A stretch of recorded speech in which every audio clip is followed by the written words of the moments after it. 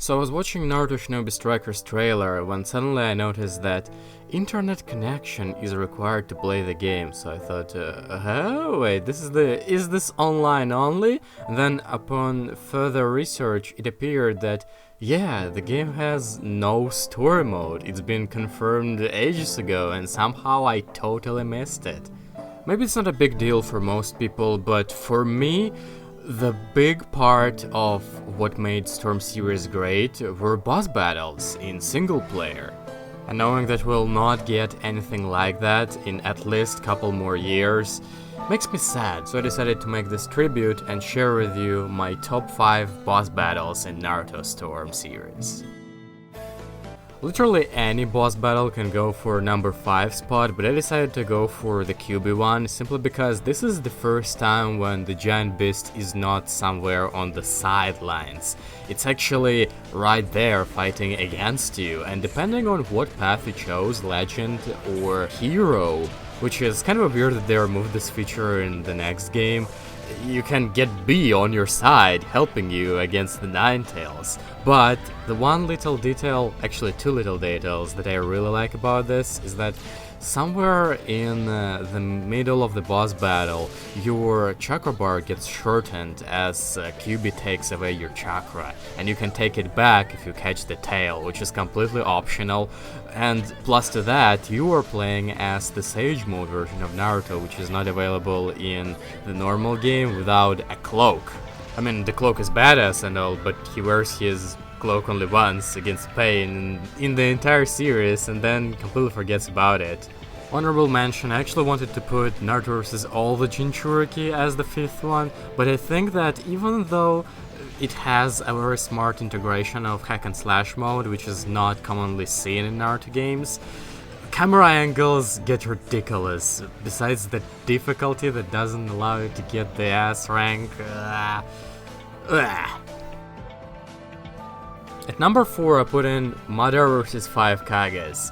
I guess because this fight gets crazy really fast, you expect it to be something very generic at first, and it seems very easy in the first 2 stages, but the scales keep rising, from making you float, to setting everything on fire, to going awakening mode and making the fight completely unfair, to going float mode and now you have to fight his full Susanoo. It's all the stages of epicness that you would expect in Madara vs Kage fight. For God's sake, even summons meteors! But in the end, you know, Kages didn't look as bad in this one as they did in all the other interpretations of this fight, so I'll give it additional credit. Another honorable mention, I actually wanted to put Madara vs Naruto and Sasuke in here, but despite being visually a lot more impressive than this one, I think that the gameplay itself was dragged on because this boss battle is essentially 3 boss battles in one. And it doesn't really have anything very creative in it aside of this one segment where you fly as Susanoo Sasuke and just shoot Madara over and over until it gets very repetitive, so I decided to skip on it. I think the next 3 are irreplaceable. Those are special boss battles. What makes this one special is that first, this was made way back in 2010 when QuickTime events wasn't really in the trending area, and it introduced 2 main key segments that I think made all the boss battles great from that point on. First of all, secret actions, like throwing a kunais at the same time as Itachi does, and if you do that, you get this mini animation of them struggling in a beam of shuriken. I don't know how to express that, but it looks flipping damn cool from the anime, and from that point you started to search for those weird things, like do something right and you get the animation, and there is a separate feel of satisfaction from it.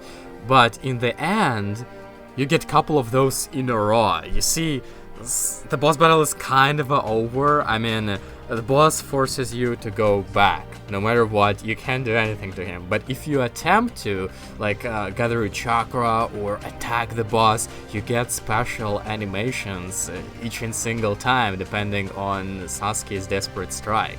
He can't do anything, but he tries, and this sense of desperation really transfers into the game, which is majestic to say the least. Fine, I'm desperate. I think that if Storm series hasn't ended, the next stage to this would have been adding alternative endings to fights, but unfortunately we will never see something like this done. On another sad note, Jiraiya vs. Pain. I think that this boss battle did it better than the anime and manga. It's just the ending. Well, first of all, it's incredibly fun, especially the part when you get to play Sage mode. This is the first time you got to play Sage mode, and it felt incredible. Plus, the first time you had to experience hack and slash mode as well, so double innovative. But I think the best part is that they give you almost dead Jiraiya. Like, you can't use a chakra, you can't do anything, you can do slaps. And they put you down against all of the 6 pains that attack one by one, sometimes they attack together, doesn't matter. And you have somewhere around half a health bar to slap the shit out of Pain as many times as possible. Every single slap feels so satisfying because it's so hard to do since they're attacking pretty damn fast. And you feel this never give up spirit because you're going down making attacks. It's like, oh, I'm going to fight even if I just have this one fingertip to move. This is what probably makes this version better than manga and anime, because in anime and manga, Jiraiya accepts his fate in the end. In here, he goes away making this last huge Rasengan. He's still fighting, incinerating one of the pains. No chakra, no health, one hand, the biggest Rasengan.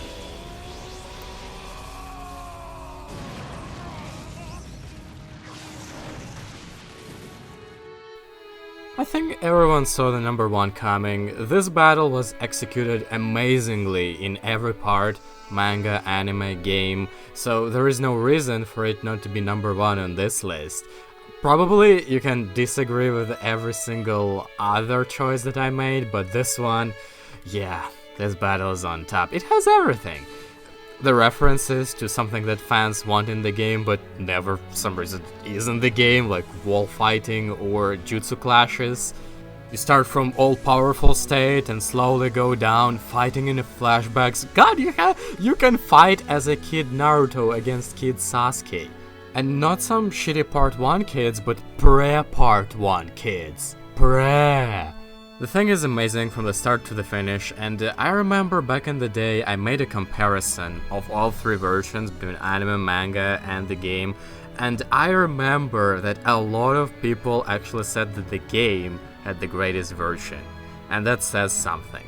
Anyway, this was my list. I recommend you to go play those games, because with the Shinobi Striker we're not getting anything like this anytime soon. This was Kashimaru, thank you for watching, and I'll see you next time.